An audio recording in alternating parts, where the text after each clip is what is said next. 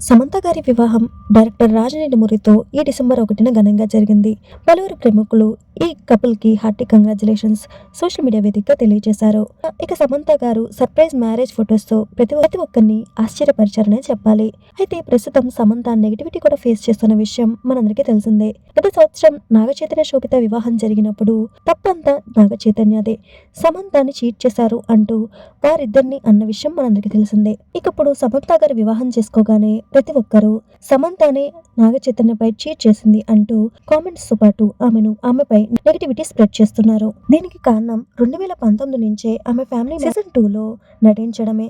ఆ family man కి director Raj Nidumuri గారే డైరెక్టర్ గా వ్యవహరించడంతో వీరిద్దరూ అప్పటి నుంచే చీట్ చేశారని, అందుకే 2021లో సమంత నాగచైతన్య నుంచి విడాకులు తీసుకుంది అంటూ ప్రతి ఒక్కరి అభిప్రాయం. అయితే అది నిజం కాదు. ఎందుకంటే 2022లో సమంత తన ఆరోగ్య సమస్య గురించి తెలియజేస్తూ తన ఫ్రెండ్ రాజ్ నిడుమూరి గారు ఇలా చెప్పారు అంటూ ట్వీట్ చేశారు. ట్వీట్ కి ఆయన భార్య శ్యామల గారు ఇలాంటి కొటేషన్స్ రాజ్ దగ్గర చాలా ఉన్నాయి అంటూ కామెంట్ చేశారు.